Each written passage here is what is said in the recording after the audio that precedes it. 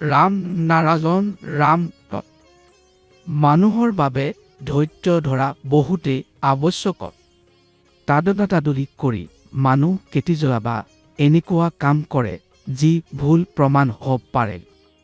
যেনে যদি আপুনি অসুস্থ হজল আৰু ঔষধ খাজল তেতিয়া ঔষধ ধীৰে ধীৰে প্ৰভাৱ কৰে আৰু সমাজৰ লগত আপুনি সুস্থ হজল ঔষধ খাই তৎক্ষণাৎ সুস্থ হোৱা সম্ভৱ নহ'ব। আমাৰ ধৈৰ্য প্ৰকৃতিৰ পৰা শিকিব লাগিব। যেতিয়া আপুনি কোনো ঠাইত গছ ৰোপণ কৰে তেতিয়া গছ নিজৰ নিৰ্দিষ্ট সময়তহে গছ হ'ব। সকলো বস্তুৰ এটা নিৰ্দিষ্ট সময়ত থাকে, তাৰ আগতে হোৱা নোৱাৰে। যদি আপুনি কিবা এটা পাব বিচাৰে তেতিয়া আগতে তাৰ বাবে বলিদান দিব লাগিব।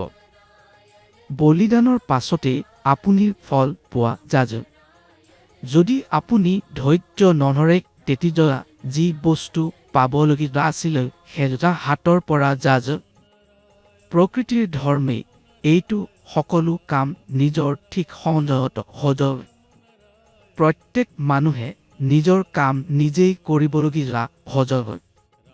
যদি প্ৰকৃতিয়েও মানুহৰ দৰে মনোমৰা হ'ব ধৰিলে তেতিয়া পৃথিৱীত কিবা ঠিক থাকিব নোৱাৰে।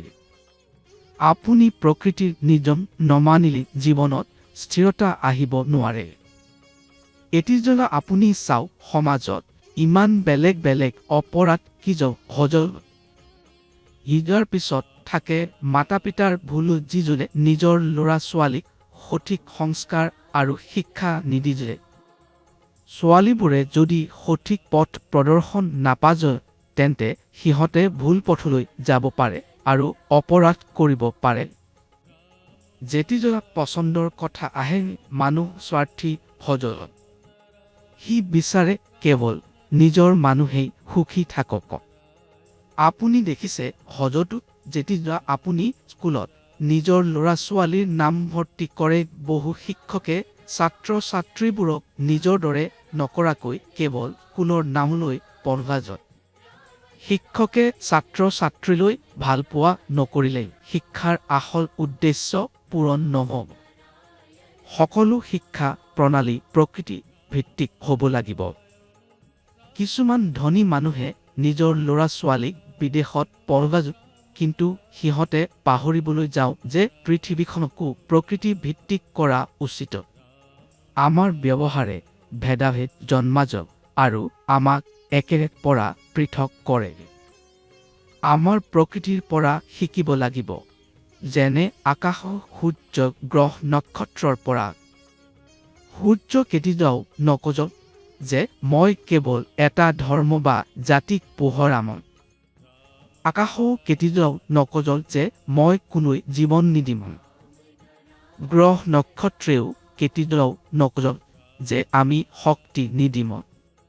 কেৱল মানুহে ভেদাভেদ কৰে। আমাৰ উচিত সূৰ্য আকাশ আৰু সমগ্ৰ গ্ৰহ নক্ষত্ৰক আদৰ্শ মানি সেইবোৰৰ দৰে আচৰণ কৰা। তেতিয়াহে পৃথিৱীত প্ৰেম ঐক্য আৰু সদ্ভাৱৰ অনুভূতি জন্ম ল'ব পাৰে। সেয়ে বহুতেই আৱশ্যক যে আমি আত্মচিন্তন কৰোঁ, অন্তৰৰ মাত শুনো আৰু বুদ্ধিৰ অনুসৰণ কৰোঁ, যাতে জীৱনৰ সকলো কামত আমাৰ বুদ্ধিৰে সঠিক দিশা দেখুওৱা যায়।